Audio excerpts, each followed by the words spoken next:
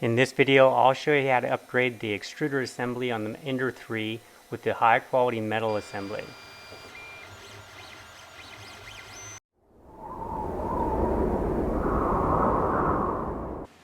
Here's this part. It just completely broke off. It's just a cheap little plastic. So the original parts that came with the Ender are pretty inferior, and it only takes a few cycles until the plastic just falls apart. So we're going to upgrade it, and the first thing you want to do is remove the feeder tube and then take off the old plastic assembly from the stepper motor.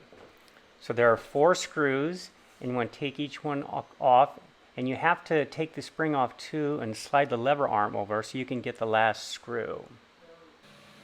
Now here I have the broken assembly and the new assembly, so let's open this up. And what you're going to find in here are 15 parts, so make sure you have all 15.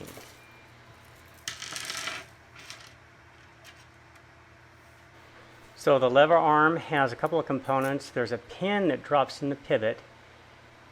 A screw goes through that pivot and then through the hole in the corner.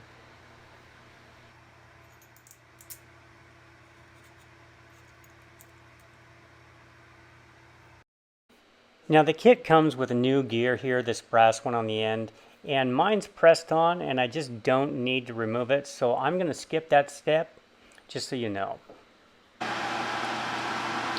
So the one longer screw only works on this pivot here, and then we have 3 smaller screws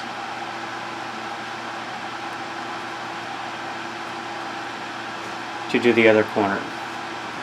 Where they designed it is this glass bolt just goes in there and holds this as a pivot. So you screw this glass bolt in on the inside of this arm right here. So the first time I assembled it, I actually did not put that screw in, so I'm going to take this off and put the screw in because it's going to be a lot easier to install when it's off. So just turn the screw in into the receiving hole, and it only has to be finger tight. It doesn't have to go down very hard. So the assembly goes through a metal plate fixed onto the threaded rod, and then the stepper motor is below.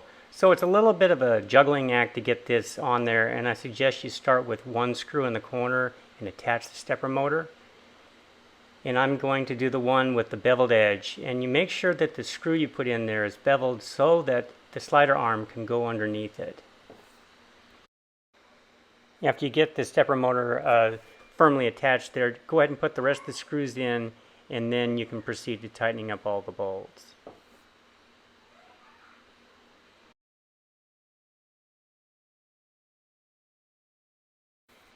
Place the insert in one end of the string like this. Thread the last screw through the little hole and into that insert.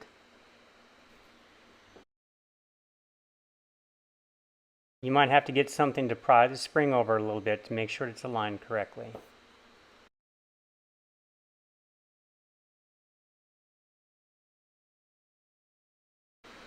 And then you're ready to adjust the tension as needed.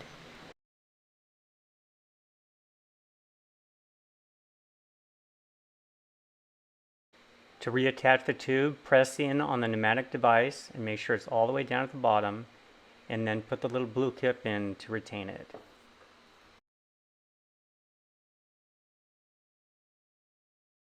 We're now ready to reattach the other end of the tube and feed in the filament. So what I've done here is I've heated up the PLA so that I can feed the filament in, and it'll melt right away and won't clog. So I'm just going to do that right now.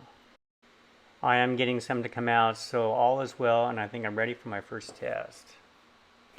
On this first one, I'm just going to do a rectangular test block and make sure that I have everything set up correctly.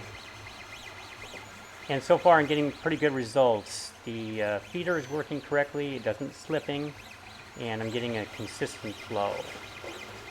So I'll put a product link in the description below, and you can see the exact model that I ordered.